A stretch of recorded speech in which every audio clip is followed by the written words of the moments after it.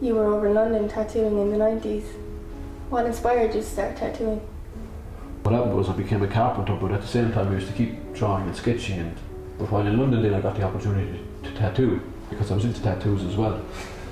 So I used to go down to Dennis Cockles in Soho and eventually talked him into selling me some drawings, and I started off by sketching and colouring with him, and over a time I started tattooing, and that's how I got into tattooing. So I started tattooing from home. I was living in North London at the time and I had a flat there, so I used to work as a carpenter during the week, and on weekends then I used to tattoo people off the building sites and that.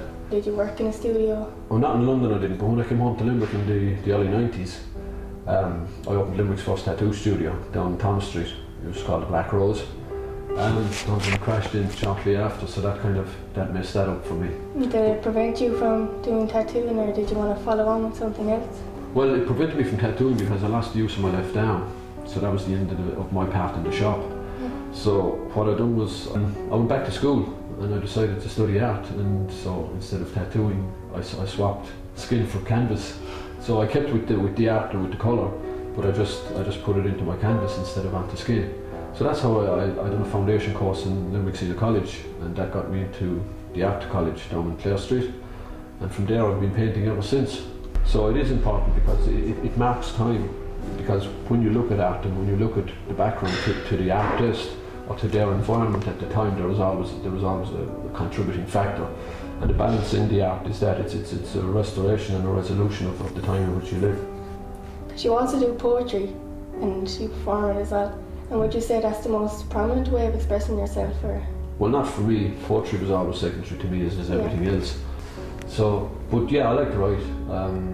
Writing for me it's always a kind of, it's much like my art, it's abstract. My poetry is very abstract.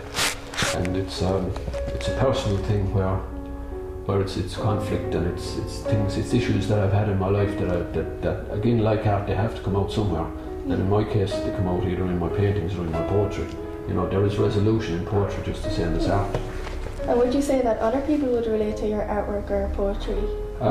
Well, it's like any artist. You have to take from it what you get. If you walk into a gallery and you're not familiar with the artist, there's something in the painting that would suggest to you what they're trying to say. And if not, you'll always take something anyway. There's always work that you will go back and see a second time, and I'd always regard that work is to say something and to connect with you.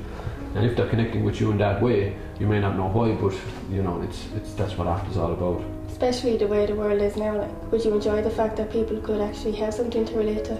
I think it's a very healthy time for artists, because artists are painting now because they want to paint. The money thing has gone out of it, and that's great for me, because I was never involved in that whole auction house or, you know. So you'll see a lot of artists have disappeared from the scene, and you know, hopefully the artists that stayed and just walked through it will be remembered in years to come for being the guys that realistically painted.